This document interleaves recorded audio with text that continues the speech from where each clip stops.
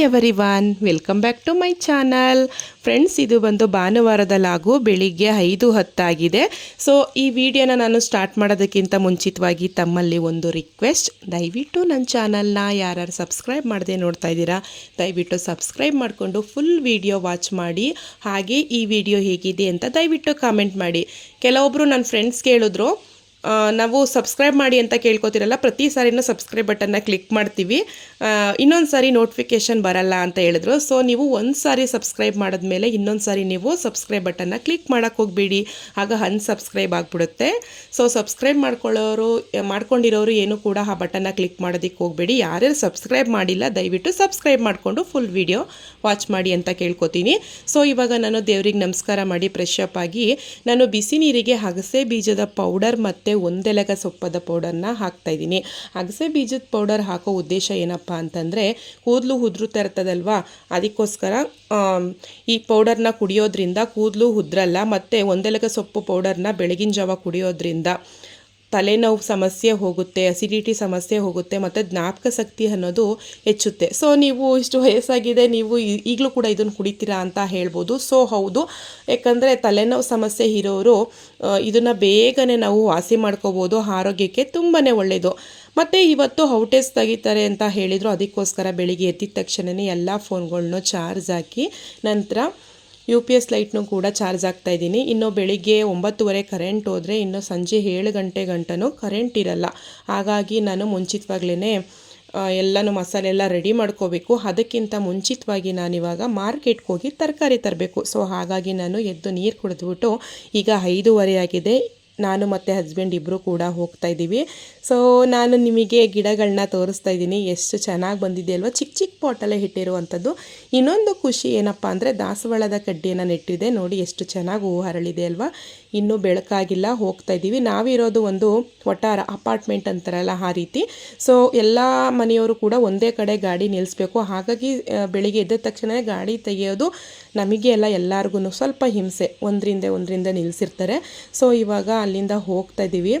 ಏನಪ್ಪ ಅಂದರೆ, ಎಲ್ಲ ಸಾರಿನೂ ನಾವು ಮಾರ್ಕೆಟ್ಗೆ ಹೋಗಬೇಕಾದ್ರೆ ವೆದರು ತುಂಬ ಚಳಿ ಅನ್ನಿಸ್ತಿತ್ತು. ಇವಾಗಂತೂ ತಂಪಾಗಿ ಗಾಳಿ ಬೀಸ್ತಾಯಿತ್ತು. ಈ ವೆದರಲ್ಲೇ ವಾಕ್ ಮಾಡಬೇಕು ಅನಿಸುತ್ತೆ, ಅಷ್ಟು ಚೆನ್ನಾಗಿರುತ್ತೆ. ಇವತ್ತು ನಾನು ಯಾವಾಗಲೂ ಎದ್ದಿದ ತಕ್ಷಣವೇ ಎಕ್ಸಸೈಸ್ ಮಾಡೋದು, ಯೋಗ ಮಾಡೋದು ಅದೊಂದು ರೂಢಿಸ್ಕೊಂಡಿದ್ದೆ. ಯಾಕಂದರೆ ಫಸ್ಟು ವಾಕಿಂಗ್ ಹೋಗ್ತಿದ್ದೆ, ಇವಾಗ ಕರಡಿ ಚಿರತೆ ಪ್ರಾಬ್ಲಮ್ ಬಂದಮೇಲೆ ಇವಾಗ ಹೋಗೋದು ಬಿಟ್ಬಿಟ್ಟಿದ್ದೀನಿ. ಮನೇಲೆ ಎಕ್ಸಸೈಸ್ ಮಾಡೋದು, ಯೋಗ ಮಾಡೋದು ಅದನ್ನು ಮಾಡ್ತಿದ್ದೆ.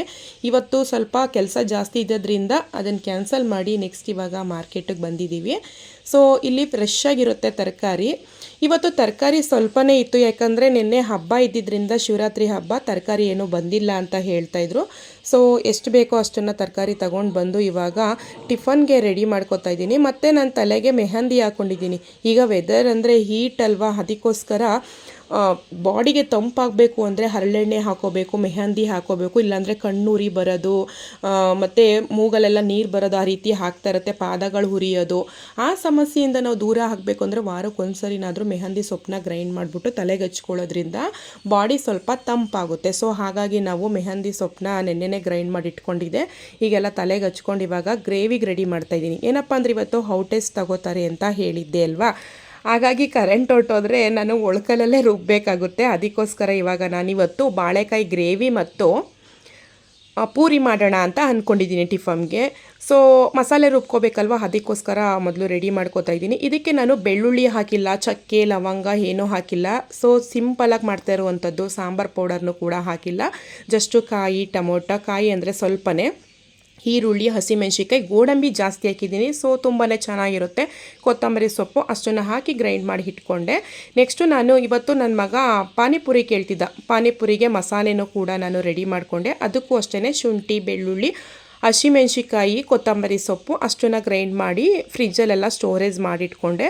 ನೆಕ್ಸ್ಟ್ ಇವತ್ತು ನಾನು ಕರ್ಬೂಜ ಸ್ಮೂತಿ ಮಾಡೋಣ ಅಂದ್ಕೊಂಡು ರೆಡಿ ಮಾಡ್ತಾಯಿದ್ದೀನಿ. ಇದಕ್ಕೆ ನಾನು ಡ್ರೈ ಫ್ರೂಟ್ಸ್ನ ಗ್ರೈಂಡ್ ಮಾಡಿ ಇಟ್ಕೊಂಡೆ.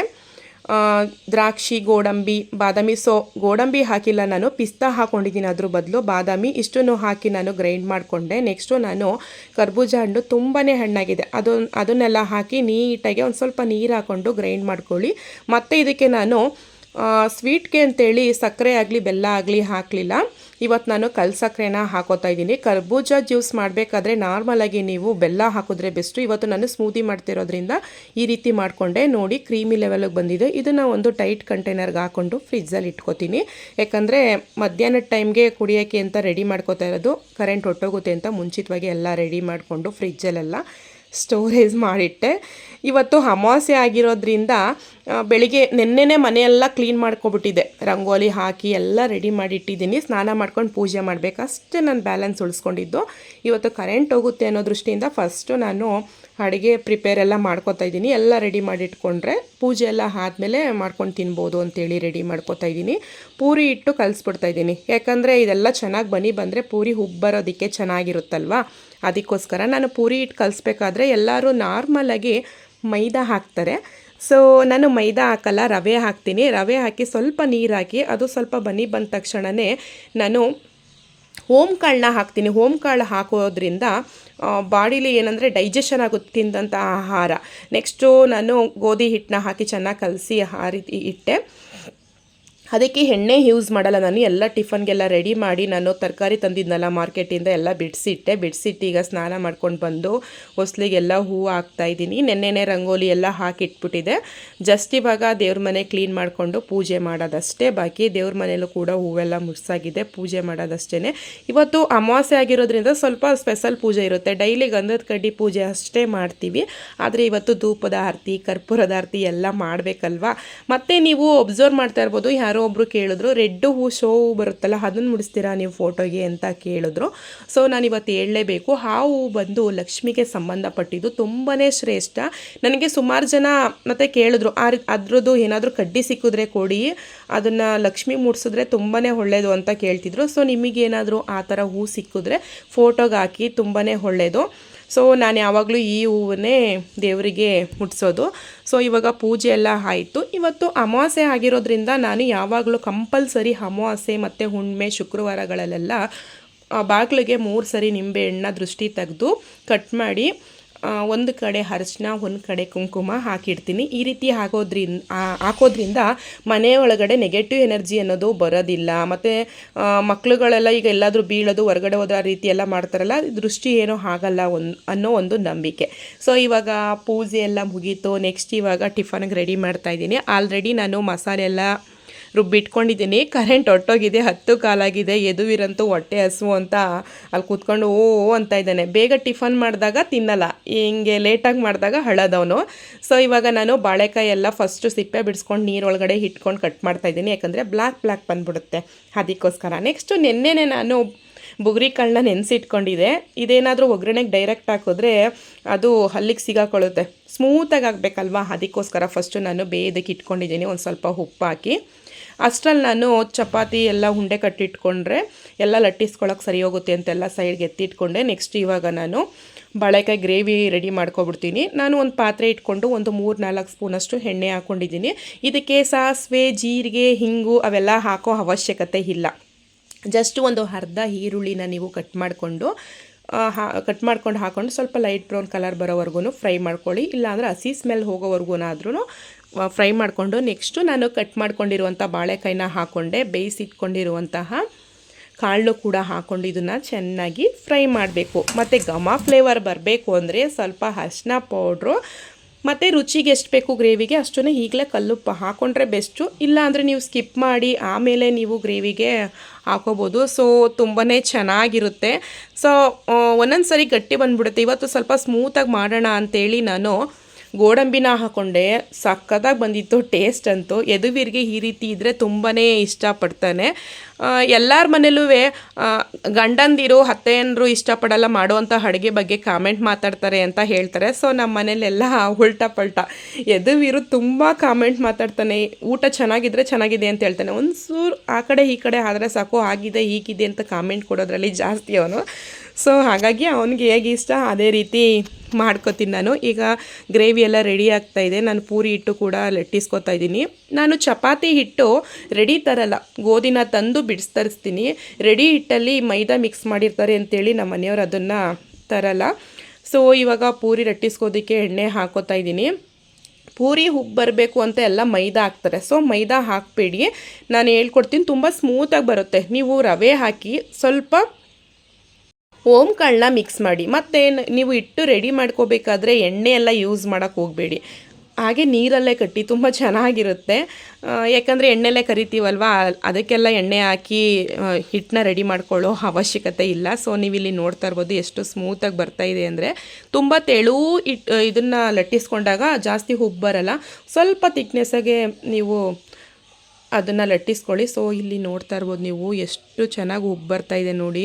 ಈ ರೀತಿ ಬಂದರೆ ಇಷ್ಟಪಟ್ಟು ನಮಗೂ ಕೂಡ ತಿನ್ನಬೇಕು ಅಂತ ಅನಿಸುತ್ತೆ. ಸೊ ಫೈನಲಿ ಟಿಫನ್ ಅಂತೂ ರೆಡಿ ಆಯಿತು. ನೀವಿಲ್ಲಿ ನೋಡ್ತಾ ಇರ್ಬೋದು ಪೂರಿ ಜೊತೆಗೆ ಬಾಳೆಕಾಯಿ ಗ್ರೇವಿ. ಸೊ ಸಖತ್ತಾಗಿರುತ್ತೆ. ಇದಕ್ಕೆ ನಾನು ಬೆಳ್ಳುಳ್ಳಿ, ಚಕ್ಕೆ, ಲವಂಗ ಅದೇನೋ ಹಾಕಿಲ್ಲ, ಆದರೂ ಕೂಡ ಟೇಸ್ಟ್ ಅಂತೂ ಸಖತ್ತಾಗಿದೆ. ಜೊತೆಗೆ ಸ್ವಲ್ಪ ಸೌತೆಕಾಯಿ ಇಟ್ಕೊಳ್ಳಿ. ಈಗ ಸೆಕೆಯಾಗಿರೋದ್ರಿಂದ ಕ್ಯಾರೆಟ್ ಪೀಸಸ್ಸು, ಸೌತೆಕಾಯಿ ಪೀಸಸ್ಸು, ಇಲ್ಲ ಅಂದರೆ ಪಪ್ಪಾಯಿ ಪೀಸಸ್ನ ತಿಂದರೆ ಚೆನ್ನಾಗಿರುತ್ತೆ. ಜೊತೆಗೆ ಯದುವೀರ್ ನೋಡಿ ಚೆನ್ನಾಗಿದೆ ಅಂತ ಹೇಳ್ದ, ಹಬ್ಬ ಅಂತ ಅಂದ್ಕೊಂಡೆ. ಯಾಕಂದರೆ ಇವನನ್ನು ಒಪ್ಸೋದಾಯ್ತಲ್ಲ ಭಾರಿ ಕಷ್ಟ ನನಗೆ. ಸೊ ಇವನು ಕೂಡ ಬೆಳಿಗ್ಗೆನೇ ನಾವು ಎದ್ದಿದ ತಕ್ಷಣವೇ ಎದ್ದಿದ್ದ, ನಾವು ಮಾರ್ಕೆಟಿಂದ ಬಂದ ತಕ್ಷಣವೇ ಎದ್ದ. ನಾವು ಸ್ನಾನ ಮಾಡಿದ ತಕ್ಷಣ ಇವನು ಸ್ನಾನ ಮಾಡ್ದ. ಸೊ 3 ಜನ ಬೇಗನೆ ಫ್ರೆಶ್ ಅಪ್ ಆಗಿದ್ದೀವಿ. ಈಗ ನಮಗೂ ಕೂಡ ಟಿಫನ್ ರೆಡಿ ಆಯಿತು. ತಿಂದು ಬೇರೆ ಕೆಲಸ ಮಾಡಬೇಕು ಅಂತ ಅಂದ್ಕೊಂಡೆ, ಆದರೆ ಬೆಳಿಗ್ಗೆನೇ ಬೇಗ ಎದ್ದಿರೋದ್ರಿಂದ ಫುಲ್ಲು ನಿದ್ದೆ ಎಳಿತಾನೆ ಇತ್ತು. ಯಾವ ಕೆಲಸ ಯಾವುದಾದ್ರೂ ಹೆಂಗಾದರೂ ಇರಲಿ ಅಂತೇಳಿ ಸ್ವಲ್ಪ ಹೊತ್ತು ಮಲ್ಕೊಬಿಟ್ವಿ. ಮಲ್ಕೊಂಡು ಎದ್ದು ಸ್ವಲ್ಪ ಬರೆಯೋ ಕೆಲಸ ಇತ್ತು. ಯದುವೀರ್ಗೆ ರಿವಿಷನ್ ಬೇರೆ ಮಾಡಿಸ್ಬೇಕಿತ್ತು, ಯಾಕಂದರೆ ಸೋಮವಾರದಿಂದ ಎಕ್ಸಾಮು. ಹಾಗಾಗಿ ಅವನಿಗೆ ರಿವಿಷನ್ ಮಾಡಿಸ್ಕೊಂಡು 1 ಗಂಟೆ ಮಲ್ಕೊಬಿಟ್ಟಿದ್ವಿ. ಸೊ 1 ಗಂಟೆಗೆ ಎದ್ದು ಈಗ ಸ್ಮೂದಿನಾದರೂ ಕುಡಿಯೋಣ ಅಂತೇಳಿ ಇವಾಗ ರೆಡಿ ಮಾಡ್ಕೋತಾ ಇದ್ದೀನಿ. ಫ್ರಿಜ್ಜಿಂದ ತೆಗ್ದೆ ನೋಡಿ, ಕರೆಂಟ್ ಇಲ್ಲ ಅಂದರೂ ಅದರಲ್ಲಿ ಕೋಲ್ಡ್ ಇರುತ್ತಲ್ಲ ನೋಡಿ, ಎಲ್ಲ ಐಸ್ ಕ್ರೀಮ್ ಥರ ಮೆಲ್ಟಾಗಿದೆ, ತುಂಬ ಚೆನ್ನಾಗಾಗಿದೆ. ಮತ್ತು ನಾನು ಜಸ್ಟ್ ಕಲ್ಸಕ್ಕರೆ ಹಾಕಿದ್ದೀನಿ, ಇದರಲ್ಲೇ ತುಂಬಾ ಸ್ವೀಟ್ ಇತ್ತು ಕಲ್ಸಕ್ಕರೆಲ್ಲೇ. ಈ ರೀತಿ ನೀವು ಒಂದು ಲೋಟದೊಳಗಡೆ ಹಾಕ್ಕೊಳ್ಳಿ. ಇದಕ್ಕೆ ನೀವು ಎಷ್ಟು ಬೇಕೋ ಅಷ್ಟನ್ನು ನೀರು ಹಾಕ್ಕೊಳ್ಳಿ. ಇಲ್ಲ ನನಗೆ ಇದೇ ರೀತಿ ಇರಲಿ ಅಂತ ಹೇಳಿದ್ರೆ ನೀವು ನೀರು ಹಾಕೋಬೇಡಿ, ಜಸ್ಟ್ ಸ್ಪೂನ್ ಹಾಕ್ಕೊಂಡು ಕುಡಿಬೋದು. ಇದಕ್ಕೆ ನಾನು ಜೊತೆಗೆ ಬಾದಾಮಿ ಮತ್ತು ಗೋಡಂಬಿ ಪೀಸಸ್ನ ಹಾಕೋತೀನಿ. ಸೊ ಜೊತೆಗೆ ಒಂದೊಂದು ಕಾಳು ಬಾಯಿಗೆ ಸಿಗ್ತಾಯಿದ್ರಂತೂ ಅದ್ಭುತ ಅಂತಲೇ ಹೇಳ್ಬೋದು, ಸಖತ್ತಾಗಿರುತ್ತೆ. ನಮ್ಮನೇಲಿ ಯದುವೀರಂತೂ ತುಂಬ ಇಷ್ಟಪಟ್ಟು ಕುಡ್ದ, ನಮ್ಮನೆಯವ್ರಿಗೂ ತುಂಬ ಇಷ್ಟ ಆಯಿತು. ನಿಮಗೆ ಕಲ್ಸಕ್ಕರೆ ಬೇಡ ಅಂದರೆ ನೀವು ಬೆಲ್ಲನೂ ಕೂಡ ಹಾಕೋಬೋದು. ಮತ್ತು ಸ್ಮೂದಿಯಲ್ಲಿ ಖಾರ, ಹುಳಿ, ಉಪ್ಪು, ಸ್ವೀಟ್ ಎಲ್ಲ ಇರುತ್ತೆ. ಜಸ್ಟು ನಾನಿವತ್ತು ಸ್ವೀಟ್ದಷ್ಟೇ ತೋರಿಸಿದ್ದು. ನೆಕ್ಸ್ಟ್ ವಿಡಿಯೋದಲ್ಲಿ ಖಾರ ಎಲ್ಲ ಹಾಕಿ ಸ್ಮೂದಿ ಮಾಡೋದನ್ನು ನಾನು ನಿಮಗೆ ಹೇಳ್ಕೊಡ್ತೀನಿ. ಸೊ ಜಸ್ಟ್ ಇವಾಗ ಕರ್ಬೂಜ ಸ್ಮೂದಿ ರೆಡಿ ಆಯಿತು. ನೆಕ್ಸ್ಟ್ ಇದನ್ನು ಕುಟ್ಕೊಂಡು ಇವಾಗ ನಮ್ಮನೇಲಿ ಭಾನುವಾರ ಬಂತು ಅಂದರೆ ಒಂದು ಲಾಟು ಬಟ್ಟೆ ಕೆಲಸ ಇರುತ್ತೆ. ಇನ್ನು ಬಟ್ಟೆ ಮಡ್ಚೋದು. ಫಸ್ಟು ನಾನು ರಾತ್ರಿ ಸಾಂಬಾರೇ ಇದೆ, ಅದಕ್ಕೆ ಅನ್ನ ಮುದ್ದೆ ಮಾಡೋಣ ಅಂತ ಅಂದ್ಕೊಂಡೆ. ಫಸ್ಟು ಬಟ್ಟೆಗಳು ನೋಡಿ, ಫಸ್ಟ್ ಬಟ್ಟೆ ಎಲ್ಲ ಪ್ಲೇಸ್ಗೆ ಎತ್ತಿಟ್ಬಿಡೋಣ, ಆಮೇಲೆ ಮಾಡೋಣ ಅಂತೇಳಿ ಇವಾಗ ನಾನು ಸ್ಮೂದಿ ಕುಟ್ಕೊಂಡು ಬಟ್ಟೆ ಎಲ್ಲ ಪ್ಲೇಸ್ಗೆ ಇಡ್ತಾಯಿದ್ದೀನಿ. ಯಾಕಂದರೆ ನಾನು ಸ್ಕೂಲಿಂದ ಬಂದಾಗ ಫ್ರೀ ಆದಾಗೆಲ್ಲ ಬಟ್ಟೆ ಎಲ್ಲ ತಂದು ವಾಶ್ ಮಾಡಿದ್ದೆಲ್ಲ ಉಯ್ಯಾಲೆ ಮೇಲೆ ಹಾಕಿರ್ತೀನಿ. ಫ್ರೀ ಆದಾಗೆಲ್ಲ ಮಡಚಿ ಹಾಗಾಗಿ ಇಟ್ಬಿಟ್ಟಿರ್ತೀನಿ. ಸೊ ಅವ್ರವ್ರ ಬಟ್ಟೆನ ಅವ್ರವ್ರ ಡ್ರಾಯರ್ಗೆ ಇಟ್ಬಿಟ್ರೆ ಅವ್ರಿಗೆ ತಗೊಳಕ್ಕೆ ಸರಿ ಹೋಗುತ್ತೆ. ಅದಕ್ಕೋಸ್ಕರ ಅವ್ರವ್ರ ಬಟ್ಟೆನ ಸೈಡ್ಗೆ ಎತ್ತಿಡ್ತಾಯಿದ್ದೀನಿ, ಸಪ್ರೇಟ್ ಮಾಡಿ ಇಡ್ತಾಯಿದ್ದೀನಿ. ಇದು ಇಡುವ ಅಷ್ಟರಲ್ಲಿ 1 hour ಆಗಿಬಿಡುತ್ತೆ. ಯಾಕಂದರೆ ಒಂದು ಲಾಟ್ ಇದೆ ಬಟ್ಟೆಗಳು. ವಾರ ಪೂರ್ತಿ ಎಲ್ಲ ವಾಶ್ ಮಾಡಿ ಇಡೋದು. ಭಾನುವಾರ ಫುಲ್ಲು ಅರ್ಧ ದಿನ ಬರೀ ಬಟ್ಟೆಗೆ ಹೊರಟೋಗುತ್ತೆ. ಯಾಕಂದರೆ ನಾವು ಡೈಲಿ ವೇರ್ ಮಾಡಿರೋಂಥ ಬಟ್ಟೆಗಳನ್ನ ವಾಶ್ ಮಾಡೋದು. ಯಾಕಂದರೆ ಶನಿವಾರನೇ ವಾಶ್ ಮಾಡೋ ಕೆಲಸ ಎಲ್ಲ ಇಟ್ಕೊಬಿಡ್ತೀನಿ, ಭಾನುವಾರ ಎಲ್ಲ ಮಡ್ಚೋ ಕೆಲಸ. ಸೊ ಸಿಕ್ಕಾಬಟ್ಟೆ ಬಟ್ಟೆ ಇತ್ತು, ಅದನ್ನೆಲ್ಲ ಮುಗಿಸ್ಕೊಂಡು ಈಗ ಯದುವೀರಂತೂ ಫುಲ್ಲು ನಿದ್ದೆ ಹೋಗ್ಬಿಟ್ಟಿದ್ದಾನೆ. ಮತ್ತು ಇನ್ನೊಂದೇನಪ್ಪ ಅಂದರೆ ಇವತ್ತು ಕರೆಂಟ್ ಇಲ್ಲ ಅಲ್ವಾ, ತುಂಬಾ ಸೆಕೆ ಆಗ್ತಾಯಿತ್ತು. ಆದರೂ ಕೂಡ ಏನಂದರೆ ಸೆಕೆ ಆಗ್ತದಾಗ ನಾವು ವಿಂಡೋ ಓಪನ್ ಮಾಡೋದ್ರ ಬದಲು ವಿಂಡೋ ಕ್ಲೋಸ್ ಮಾಡಿ ಸ್ಕ್ರೀನ್ ಮುಚ್ಕೊಂಡ್ರೆ ಸಾಕು, ತಂಪಾಗುತ್ತೆ ಮನೆ ಒಳಗಡೆ. ನಾನು ಸ್ಕ್ರೀನೆಲ್ಲ ಓಪನ್ ಮಾಡಿಬಿಟ್ಟೆ ಬೆಳಕು ಬರಲಿ ಅಂತೇಳಿ, ಅದು ರಿಪ್ರೆಷನ್ ಆಗುತ್ತೆ ಬೆಳಕು. ಏನಂದರೆ ಬಿಸಿಲು ಗಾಜಿಗೆ ಬಿದ್ದಾಗ ಇನ್ನೂ ಬಿಸಿಲು ಮನೆ ಒಳಗಡೆ ತುಂಬ ಹೀಟ್ ಆಗುತ್ತೆ. ಸೊ ಹಾಗಾಗಿ ಸ್ಕ್ರೀನ್ನ ಕ್ಲೋಸ್ ಮಾಡಿಬಿಟ್ಟೆ. ಇವಾಗ ಎಲ್ಲನೂ ಕೂಡ ಪ್ಲೇಸ್ಗೆಲ್ಲ ಎತ್ತಿಡ್ತಾ ಇದ್ದೀನಿ. ಅಷ್ಟರಲ್ಲಿ ಯದುವೀರ್ ಎದ್ದ. ಸೊ ನೀವು ಒಂದು ವಿಡಿಯೋದಲ್ಲಿ ನೋಡಿರ್ಬೋದು, ಮೂಗೂರು ಜಾತ್ರೆಗೆ ಹೋಗಿದ್ದು ಒಂದು ವಿಡಿಯೋ ಹಾಕಿದ್ದೆ. ಆ ವಿಡಿಯೋದಲ್ಲಿ ನಾನು ಮನೆ ಮುಂದೆ ರಂಗೋಲಿ ಸ್ಟಿಕ್ಕರ್ ಎಲ್ಲ ತಂದಿದ್ದೆ. ಅದನ್ನು ಅಂಟ್ಸೋಕ್ಕೆ ಫ್ರೀನೇ ಹಾಕ್ತಿರ್ಲಿಲ್ಲ. ನಮ್ಮ ಹಸ್ಬೆಂಡ್ ಬೇರೆ ಸುಮ್ಮನೆ ಏನಕ್ಕೆ ತಂದೆ ನೀನು, ತರದೇ ಹೋದ್ರೂ ಆಗ್ತಿತ್ತು, ಎಲ್ಲ ಮೂಲೆಯಲ್ಲಿ ಹಾಕಕ್ಕೆ ತರ್ತೀಯ ಅಂತ ರೇಗಿಸ್ತಾನೆ ಇದ್ರು. ಮತ್ತು ನಾನು ಸೋಫಾ ಕವರೆಲ್ಲ ವಾಶ್ ಮಾಡಿಬಿಟ್ಟು ಹಾಗೆ ಬಿಟ್ಬಿಟ್ಟಿದ್ದೆ, ಟೈಮೇ ಸಿಗ್ತಿರ್ಲಿಲ್ಲ. ಸೊ ಇವತ್ತು ಸ್ವಲ್ಪ ಫ್ರೀ ಸಿಕ್ತು ಅಂತೇಳಿ ನಾನಿವತ್ತು ಎಲ್ಲನೂ ಆ ಪ್ಲೇಸ್ಗೆಲ್ಲ ರೆಡಿ ಮಾಡ್ತಾಯಿದ್ದೀನಿ. ಒಂಥರ ಕಂಫರ್ಟಬಲ್ ಫೀಲ್ ಆಗುತ್ತಲ್ವ, ಏನೇನು ಕೆಲಸ ಮಾಡಬೇಕು ಕೆಲಸ ಎಲ್ಲ ಆಗಿಬಿಟ್ರೆ ಎಲ್ಲ ಕೆಲಸ ಆಯ್ತಪ್ಪ ಅಂತ ಒಂಥರ ಮನಸ್ಸು ಸಂತೃಪ್ತಿ ಆಗುತ್ತೆ ಅಂತಲೇ ಹೇಳ್ಬೋದು. ಸೊ ಈಗ ಎಲ್ಲ ಆಯಿತು, ಇನ್ನೂ ಸ್ಟಿಕ್ಕರ್ ಅಂಟಿಸೋಣ ಅಂದ್ಕೊಂಡು ಮೈಂಡಲ್ಲಿ ಅಂದ್ಕೊಂಡು ಕೆಲಸ ಮಾಡ್ತಾಯಿದ್ದೀನಿ. ಮನೆ ಮುಂದೆ ಅಂದರೆ ಲಾಸ್ಟ್ ಟೈಮು ಲಕ್ಷಿತ್ ಬಂದಿದ್ದಾಗ ನಮ್ಮ ಲಡ್ಡು ಮನೆ ಮುಂದೆ ರಂಗೋಲಿ ಸ್ಟಿಕ್ಕರ್ ಅಂಟಿಸಿದ್ನಲ್ಲ, ಅದನ್ನೆಲ್ಲ ಆಟ ಆಡ್ಕೊಂಡು ಕಿತ್ತಾಕ್ಬಿಟ್ಟಿದ್ದ. ಸೊ ಅದನ್ನೆಲ್ಲ ಉಳಿದಿರೋದೆಲ್ಲ ಕಿತ್ತಾಕ್ಬಿಟ್ಟಾಗಿ ಎಲ್ಲ ರೆಡಿ ಮಾಡಿದ್ದೀನಿ. ಈಗ ಅಲ್ಲಿಗೊಂದು ಸ್ಟಿಕ್ಕರು ಮತ್ತು ಒಂದು ರಂಗೋಲಿ ಅಂಟಿಸೋಣ ಅಂಥೇಳಿ ರೆಡಿ ಮಾಡ್ತಾಯಿದ್ದೀನಿ. ಸೊ ಇವಾಗ ಮನೆ ಕೆಲಸ ಎಲ್ಲ ಮುಗೀತು, ಒಂಥರ ಕಂಫರ್ಟಬಲ್ ಅನಿಸುತ್ತೆ. ಮನೆ ಫುಲ್ ಎಲ್ಲ ರೆಡಿ ಆಗಿಬಿಟ್ರೆ ನೋಡೋಕ್ಕೆ ಚೆಂದ ಅಲ್ವಾ. ನಮ್ಮ ಮನೆ ಚಿಕ್ಕದಾಗಿದ್ರೂ ಕೂಡ ಎಲ್ಲ ಬೆಡ್ಶೀಟ್ ಕವರ್ಗಳು ಎಲ್ಲ ನೀಟಾಗಿ ಜೋಡಿಸ್ಬಿಟ್ರೆ ಸಾಕು, ಚೆನ್ನಾಗಿ ಕಾಣಿಸುತ್ತೆ. ಸೊ ಇವಾಗ ಯದುವೀರ್ ಎದ್ದ, ಇಬ್ಬರು ಸೇರ್ಕೊಂಡು ಈಗ ರಂಗೋಲಿ ಸ್ಟಿಕ್ಕರ್ನ ಅಂಟಿಸ್ತಾ ಇದ್ದೀವಿ. ಈ ಥರ ಕೆಲಸಗಳಲ್ಲಿ ಯದುವೀರ್ ಹೆಲ್ಪ್ ಮಾಡೋಕ್ಕೆ ಬರ್ತಾನೆ, ಮಾತಾಡ್ಕೊಂಡು ಅವ್ನು ಮಾತಾಡೋದೇ ಚೆಂದ. ಒಂದೊಂದು ಸರಿ ಬೇಜಾರಾದ್ರೂ ಅವ್ನು ಮಾತಾಡಿಲ್ಲ ಅಂದರೆ ನಮಗೆ ಬೇಜಾರಾಗ್ತಿರುತ್ತೆ, ಅಷ್ಟು ಮಾತಾಡ್ತಾನೆ ಯದುವೀರು. ಸೊ ನೋಡಿ ಈ ಥರದ್ದು ತಂದಿದ್ದೀನಿ. ನೆಕ್ಸ್ಟ್ ಇದ್ರ ಕೆಳಗಡೆ ಒಂದು ಬಣ್ಣದ ರಂಗೋಲಿ ತಂದಿದ್ದೀನಿ. 2 ರಂಗೋಲಿ ತಂದಿದ್ವಿ. ಯದುವೀರು ಕಳಸ ಇರೋದು ಅಂಟಿಸಮ್ಮ ಅಂತ ಹೇಳ್ದ, ಬಟ್ ನಾವು ಕಳಸ ಇರೋದನ್ನ ತುಳಿಬಾರ್ದು, ಅದಕ್ಕೋಸ್ಕರ ನಾನು ಅದು ಬೇಡ ಅಂತೇಳಿ ಬೇರೆ ರಂಗೋಲಿದನ್ನ ಅಂಟಿಸ್ತಾ ಇದ್ದೀನಿ. ಮತ್ತು ದೇವ್ರ ಮನೆ ಮುಂದೆ ಆಲ್ರೆಡಿ ರಂಗೋಲಿ ಸ್ಟಿಕ್ಕರ್ ಇದೆ, ಅದನ್ನ ಏನು ಮಾಡೋದು, 2 ತಂದಿದ್ದೀನಲ್ಲ ಅಂತ ಯೋಚನೆ ಮಾಡ್ತಾಯಿದ್ವಿ. ಆಮೇಲೆ ನಮ್ಮ ಯಜಮಾನ್ರು ಒಂದು ಐಡಿಯಾ ಕೊಟ್ಟರು, ಅದು ಸ್ಟಿಕ್ಕರ್ ಬೇರೆ ಇದೆಯಲ್ಲ ಪಿಕ್ಚರ್ಗಳು, ಅದನ್ನು ಕಟ್ ಮಾಡಿ ನೀನು ಎಲ್ಲಾದರೂ ಅಂಟಿಸ್ಕೋಬೋದು, ಚೆನ್ನಾಗಿ ಕಾಣಿಸುತ್ತೆ ಅಂತ ಹೇಳಿದ್ರು. ಸೊ ಹಾಗಾಗಿ ಅವ್ರು ಹೇಳ್ದಾಗೆ ನಾನು ಇವಾಗ ನೋಡಿ ಈ ನವಿಲು ಚಿತ್ರ ಎಲ್ಲ ಒಂದೊಂದೇ ಕಟ್ ಮಾಡ್ತಾಯಿದ್ದೀನಿ, ರಂಗೋಲಿ ಪಕ್ಕ ಎಲ್ಲ ಅಂಟಿಸ್ಬೋದು ಅಂತ ಹೇಳಿ. ಸೊ ತುಂಬಾ ಚೆನ್ನಾಗಿರುತ್ತೆ. ಇದನ್ನು ಗೋಡೆಗೂ ಕೂಡ ನಾವು ಸ್ಟಿಕ್ ಮಾಡ್ಬೋದು, ಬಟ್ ಏನಪ್ಪ ಅಂದರೆ ಗೋಡೆಗೆಲ್ಲ ಬೇಡ, ಚೆನ್ನಾಗಿರಲ್ಲ, ನೆಲಕ್ಕೇ ಹಾಕ್ಬೋದು ಅಂತೇಳಿ ಇವಾಗ ಜಸ್ಟ್ ಹೊರಗಡೆಗೆ ಅಂಟಿಸ್ಕೊತಾ ಇದ್ದೀನಿ. ಉಳಿದಿದ್ದನ್ನು ನೋಡೋಣ ನೆಕ್ಸ್ಟ್ ಎಲ್ಲ ಅಂಟಿಸೋದು ಯೋಚನೆ ಮಾಡಬೇಕು. ಬಟ್ ತುಂಬಾ ಚೆನ್ನಾಗಿ ಕಾಣಿಸ್ತಾ ಇತ್ತು. ನಾನು ಒಂದೇ ರಂಗೋಲಿ ಇದು ಸ್ಟಿಕ್ಕರ್ ಸಾಕು ಅಂದ್ಕೊಂಡಿದ್ದೆ, ಇನ್ನೊಂದು ರಂಗೋಲಿ ಹಾಕಿದ್ಮೇಲಂತೂ ತುಂಬಾ ಚೆನ್ನಾಗಿ ಕಾಣಿಸ್ತಾ ಇತ್ತು. ಆ ಕೆಲಸ ಎಲ್ಲ ಮುಗೀತು. ನೆಕ್ಸ್ಟ್ ಇವಾಗ ಇನ್ನೊಂದು ಸಬ್ಜೆಕ್ಟ್ ರಿವಿಸನ್ ಮಾಡ್ತಾಯಿದ್ದಾರೆ ಯದುವೀರ್ಗೆ ನಮ್ಮ ಮನೆಯವರು. ಅಷ್ಟರಲ್ಲಿ ನಾನು ರಾತ್ರಿ ಸಾಂಬಾರೇ ಉಳ್ಕೊಂಡಿತ್ತು, ಸಂಜೆ ಏನಾದರೂ ಉಪ್ಸಾರು ಏನಾದರೂ ಮಾಡೋಣ ಅಂಥೇಳಿ ರಾತ್ರಿ ಸಾಂಬಾರಿಗೆ ನಾನು ರಾತ್ರಿಗಾಗುವಷ್ಟು ಮುದ್ದೆನ ರೆಡಿ ಮಾಡ್ತಾಯಿದ್ದೀನಿ. ಅನ್ನ ಎಲ್ಲ ರೆಡಿ ಮಾಡಿಕೊಂಡೆ. ಮತ್ತು ಪಕ್ಕದಲ್ಲಿ ನಾನು ಪಾನಿಪುರಿ ಮಾಡ್ತೀನಿ ಅಂತ ಹೇಳಿದ್ನಲ್ಲ ಇವತ್ತು, ಅದಕ್ಕೆ ಆಲೂಗೆಡ್ಡೆ ಮತ್ತು ಬಟಾಣಿ ಎಲ್ಲ ಬೇಯೋದಕ್ಕೆ ಇಡ್ತಾಯಿದ್ದೀನಿ. ಆಲೂಗೆಡ್ಡೆ ಉಜ್ಜಿದ್ರೂ ಕೂಡ ಬ್ಲ್ಯಾಕ್ ಇತ್ತು, ಅದು ಚರ್ಮದಲ್ಲೇ ಬಂದಿರೋದು ಮೇಲ್ಗಡೆ ಸಿಪ್ಪೆಲೆ, ಅದು ನಾವು ಎಲ್ಲ ಕ್ಲೀನ್ ಮಾಡ್ಕೋಬೇಕಾದ್ರೆ ಬಿಡಿಸ್ಕೊಂಡ್ರಾಯ್ತು ಅಂತೇಳಿ ಹಾಗೆ ಇಟ್ಟೆ. ಇವೆರಡು ಕೂಡ ಬೇಯೋದಕ್ಕೆ ಇಡೋಣ. ಸೈಡಲ್ಲಿ ಮುದ್ದೆನೂ ಕೂಡ ರೆಡಿ ಆಯಿತು. ಮತ್ತೇನಪ್ಪ ಅಂದರೆ ರಾತ್ರಿ ಸಾಂಬಾರಲ್ವಾ, ತಿನ್ನೋದಕ್ಕೆ ಏನಾದರೂ ಸೈಡ್ಸ್ಗಿದ್ರೆ ಚೆನ್ನಾಗಿರುತ್ತೆ ಅಂತೇಳಿ ನಮ್ಮ ಮನೆಯವ್ರು ಬಜ್ಜಿ ಮಾಡು ಅಂತ ಹೇಳಿದ್ರು. ಸೆಕೆ ಬೇರೆ, ಫ್ಯಾನ್ ಬೇರೆ ಇಲ್ಲ, ಕರೆಂಟ್ ಇಲ್ಲದೆ ಇರೋ ಪ್ರಾಬ್ಲಮಿಂದ ಅದಕ್ಕೋಸ್ಕರ ಜಸ್ಟ್ ನಮ್ಮ ಮನೇಲಿ ಯಾವಾಗ್ಲೂ ಗೋಟಿ ಹಪ್ಪಳ ಬರುತ್ತಲ್ಲ, ಆ ಥರದ ತಂದಿಟ್ಕೊಂಡಿರ್ತೀವಿ, 2 ಕರ್ಕೊಂಡು ತಿನ್ನೋದಕ್ಕೆ ಚೆನ್ನಾಗಿರುತ್ತೆ ಅಂತೇಳಿ. ಸೊ ಅದನ್ನೇ ಇವತ್ತು ನಾನು ಹಾಕೋತಾ ಇದ್ದೀನಿ. ಬಜ್ಜಿ ಬೋಂಡ ಎಲ್ಲ ಕ್ಯಾನ್ಸಲ್ ಆಯಿತು. ನಾರ್ಮಲಾಗಿ ಪ್ರತಿ ಭಾನುವಾರ ನಮ್ಮ ಮನೇಲಿ ನಾನ್ ವೆಜ್ ಸ್ಪೆಷಲ್ ಇರುತ್ತೆ. ಇವತ್ತು ಅಮಾವಾಸ್ಯೆ ಇದ್ದರಿಂದ ಎಲ್ಲ ಕ್ಯಾನ್ಸಲು. ನಮ್ಮ ಮನೇಲಿ ಅಮಾವಾಸ್ಯೆ ಹುಣ್ಮೆಗಳಲ್ಲೆಲ್ಲ ಮೊಟ್ಟೆ ನಾನ್ ವೆಜ್ ಅದನ್ನೆಲ್ಲ ನಾವು ಮಾಡಲ್ಲ. ಸೊ ಈಗ ಇದೆಲ್ಲ ರೆಡಿ ಆಯಿತು. ಇವನಿಗೆ ಊಟ ಮಾಡಿಸ್ಬಿಟ್ಟು ಇವಾಗ ನೆಕ್ಸ್ಟು ಪಾನಿಪುರಿಗೂ ಕೂಡ ನಾನು ರೆಡಿ ಮಾಡಬೇಕು. ಆಲ್ರೆಡಿ ನಾವು ಊಟ ಮಾಡುವಷ್ಟರಲ್ಲಿ 3:30 ಆಗಿಬಿಟ್ಟಿತ್ತು. ಸ್ವಲ್ಪ ಹೊತ್ತು ಮಲ್ಕೊಬಿಟ್ಟಿದ್ವಲ್ವ, ಹಾಗೆ ಅದಕ್ಕೋಸ್ಕರ ಸ್ವಲ್ಪ ಟೈಮ್ ಆಗಿಬಿಡ್ತು.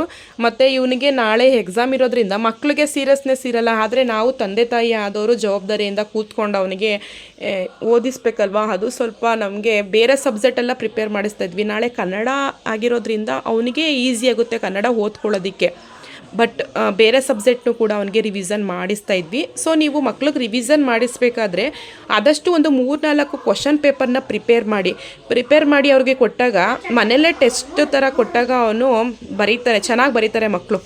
ಐಡಿಯಾಸ್ ಇರುತ್ತೆ ಈ ರೀತಿ ಬರಿಬೋದು ಅಂತ ಹೇಳಿ. ಸೊ ನಾವು ಅದೇ ರೀತಿ ಮಾಡಿ ಅವನಿಗೆ ಕಲಿಸೋದು. ನೆಕ್ಸ್ಟ್ ಇವನು ಮುದ್ದೆ ಅಂದರೆ ಇಷ್ಟನೇ ಪಡಲ್ಲ ನೋಡಿ, ಇಷ್ಟ ಹಠ ಮಾಡ್ತಾ ಇದ್ದಾನೆ. ಯಾರಿಗೆ ತಿನ್ನಿಸ್ಬೇ ಮುದ್ದೆ? ಮೋಡ ಮಳೆ ಸುರಿಸುತ್ತದೆ. ಭೂಮಿ ಬೆಳೆ ನೀವೇನು ಒತ್ತೀರಾ? ನಮಗೆ ಕೊಡಬೇಕು ಮುದ್ದೆ. ಆಫ್ ಮಾಡಿ ಸರ್. ಅಷ್ಟೇ ತಿಂತೀನಿ, ಚಾನ್ಸ್ ಇರೋಣ, ಅಷ್ಟೇ ತಿಂತೀನಿ. ಸೊ ನೋಡಿದ್ರಲ್ಲ ಫ್ರೆಂಡ್ಸ್, ನನ್ನ ಮಗ ಎಷ್ಟು ಮಾತಾಡ್ತಾನೆ ಅಂತ.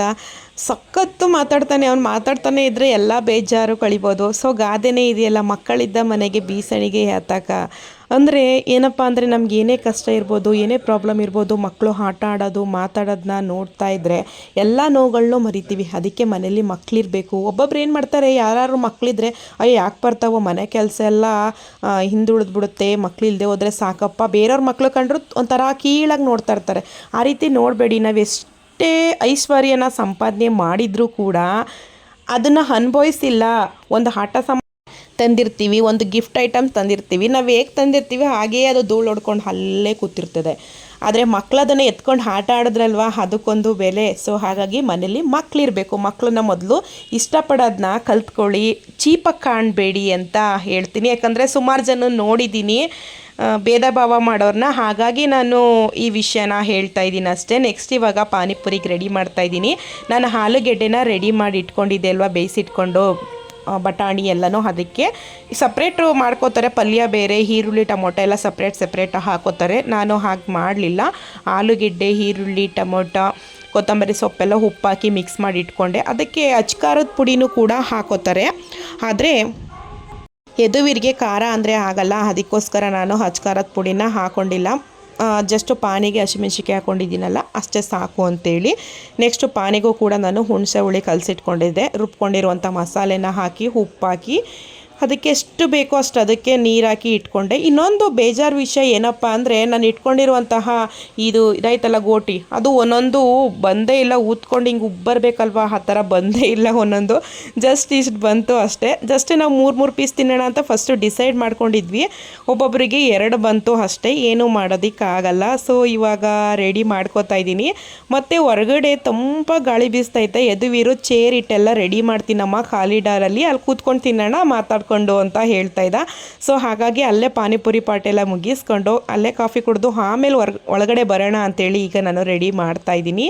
ಜಸ್ಟ್ ನಾನು ಆಲೂಗೆಡ್ಡೆ ಪಲ್ಯನ ಹಾಕ್ಕೊಂಡು ಮೊಸರನ್ನು ಕೂಡ ಹಾಕೋತಾ ಇದ್ದೀನಿ. ಇದ್ರ ಮೇಲೆ ಮಿಕ್ಸ್ಚರ್ನ ಹಾಕ್ಕೊಂಡ್ರೆ ಸೊ ಪಾನಿಪುರಿ ಅಂತೂ ರೆಡಿ ಆಯಿತು. ನಮ್ಮನೆ ಮುಂದೆಗಡೆ ಕೂತ್ಕೊಳ್ಳೋಕ್ಕೆ ಸ್ವಲ್ಪ ಪ್ಲೇಸ್ ಇದೆ. ಒಬ್ಬೊಬ್ಬರು ಬಾಡಿಗೆ ಮನೆ ಅಂದಮೇಲೆ ಹೊರಗಡೆ ಕೂತ್ಕೊಳ್ಳೋಕ್ಕೂ ಪ್ಲೇಸ್ ಇರಲ್ಲ.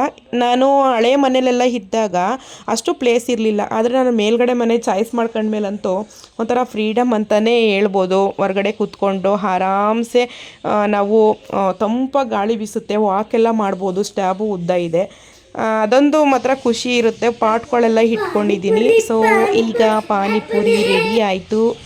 ಈಗ 3 ಜನ ಕೂತ್ಕೊಂಡು ತಿನ್ನೋದಷ್ಟೇ ಬಾಕಿ. ನಮ್ಮ ಮನೆಯವ್ರು ಬರಬೇಕು. ಸೊ ಬಂದರು. ಯದುವೀರಂತೂ ಒಂದಷ್ಟು ಮಾತಾಡ್ದ, ಆದರೆ ಆ ವಿಡಿಯೋ ಎಲ್ಲ ಕಟ್ ಮಾಡಿದ್ದೀನಿ, ತುಂಬ ಲಾಂಗ್ ಆಗಿಬಿಡುತ್ತೆ ಅಂತೇಳಿ.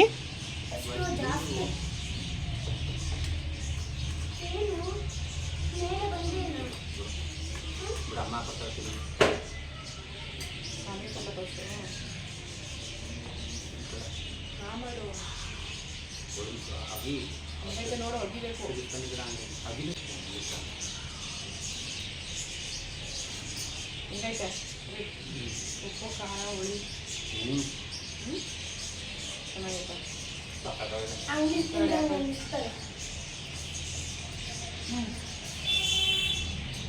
ಫ್ರೆಂಡ್ಸ್, ಇವತ್ತು ನಮ್ಮ ಮನೇಲಿ ಪಾನಿಪುರಿ ಮಾಡಿದ್ದೀವಿ.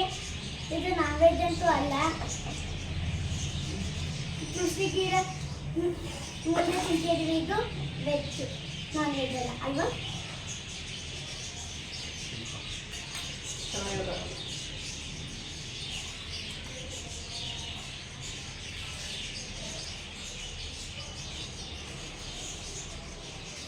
ಹಾಕೊಡ್ತೇನೆ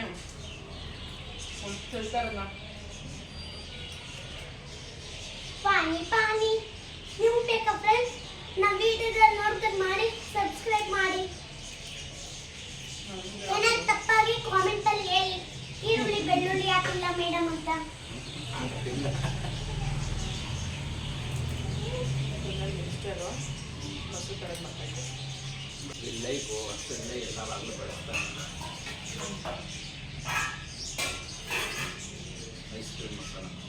ಲೈಟ್ ಆಫ್ ಮಾಡು. ಮೊಸರು ಚೆನ್ನಾಗಿಲ್ಲ ಬಿಡಪ್ಪ. ವಾವ್,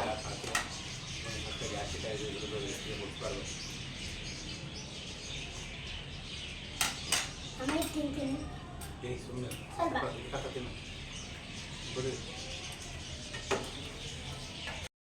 ಸೊ ಇವಾಗ ಪಾನಿಪುರಿ ಪಾರ್ಟಿ ಎಲ್ಲ ಮುಗೀತು, ಕಾಫಿ ಕುಡ್ಕೊಂಡು ಇವಾಗ ಅಡುಗೆಗೆ ರೆಡಿ ಮಾಡ್ತಾಯಿದ್ದೀನಿ. ಮಧ್ಯಾಹ್ನ ರಾತ್ರಿ ಸಾಂಬಾರು ಇದ್ದಿದ್ದರಿಂದ ಅದರಲ್ಲೇ ಎಲ್ಲ ಅಡ್ಜಸ್ಟ್ ಮಾಡಿದ್ವಿ. ನಾನು ಮೊದಲು ಹಾಲು ಕಾಯಿಸೋದಕ್ಕೆ ಹೋದೆ, ಆದರೆ ಎಲ್ಲ ಹೊಡ್ಕೊಬಿಡ್ತು. ಅದನ್ನು ವೇಸ್ಟ್ ಮಾಡೋದು ಬೇಡ ಅಂತೇಳಿ ನಾಳೆ ರಸಗುಲ್ಲ ಏನಾದರೂ ಮಾಡಿದ್ರಾಯ್ತು ಅಂತೇಳಿ ನೀಟಾಗಿ ಸ್ಟೋರೇಜ್ ಮಾಡಿ ಇಡ್ತಾಯಿದ್ದೀನಿ.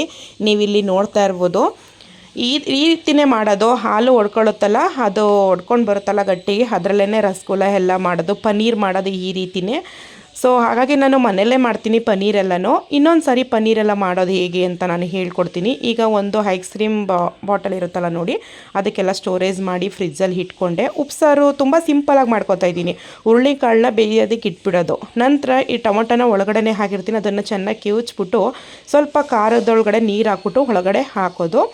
ಅದು ಕುದಿ ಬಂದ ತಕ್ಷಣವೇ ನಾನು ಇವತ್ತು ಕಿಲ್ಕಿರೆ ಸೊಪ್ಪು ಮತ್ತು ಹರವೆ ಸೊಪ್ಪನ್ನ ತೊಗೊಂಡಿದ್ದೀನಿ. ಅದಕ್ಕಾಗಿ ಉಪ್ಪು ಹಾಕೋದಷ್ಟೇ. ಸಿಂಪಲಾಗಿ ಹಳ್ಳಿಗಳ ಸೈಡಲ್ಲಿ ಇದೇ ರೀತಿ ಮಾಡೋದು. ಪಲ್ಯ ಎಲ್ಲ ಮಾಡ್ತಾಯಿಲ್ಲ, ಬೆಳಿಗ್ಗೆಯಿಂದ ಸ್ನ್ಯಾಕ್ಸ್ ಎಲ್ಲ ತಿಂದು ಹೊಟ್ಟೆ ತುಂಬಿಟ್ಟೈತೆ, ಸ್ವಲ್ಪನೇ ಮಾಡು ಉಪ್ಸಾರನ್ನ ಅಂತ ಹೇಳಿದರು. ಹಾಗಾಗಿ ಸಿಂಪಲಾಗಿ ಮಾಡಿದೆ. ನೆಕ್ಸ್ಟ್ ಇವಾಗ ಲಾಸ್ಟಲ್ಲಿ ಮಜ್ಜಿಗೆಗೆ ರೆಡಿ ಮಾಡ್ಕೊತಾ ಇದ್ದೀನಿ. ಸೊ ಫ್ರೆಂಡ್ಸ್, ನನ್ನ ಭಾನುವಾರದ ದಿನ ಹೀಗಿತ್ತು ಅಂತ ಹೇಳೋದಕ್ಕೆ ಇಷ್ಟಪಡ್ತೀನಿ. ಸೊ ಈ ದಿನ ತುಂಬಾ ಚೆನ್ನಾಗಿತ್ತು. ನಾನೀಗ ಈ ವಿಡಿಯೋನ ಎಂಡ್ ಮಾಡ್ತಾಯಿದ್ದೀನಿ. ಐ ಹೋಪ್ ನಿಮಗೆ ಈ ವಿಡಿಯೋ ಇಷ್ಟ ಆಗಿದೆ ಅಂತ ತಿಳ್ಕೊತೀನಿ. ಇಷ್ಟ ಆಗಿದ್ದರೆ ದಯವಿಟ್ಟು ಹೇಗಿತ್ತು ಅಂತ ಕಾಮೆಂಟ್ ಮಾಡಿ, ಹಾಗೆ ನಿಮ್ಮ ಫ್ರೆಂಡ್ಸ್ಗಳ ಜೊತೆ ಶೇರ್ ಮಾಡ್ಕೊಳ್ಳಿ ಅಂತ ಕೇಳ್ಕೊತೀನಿ. Okay friends, thank you for watching.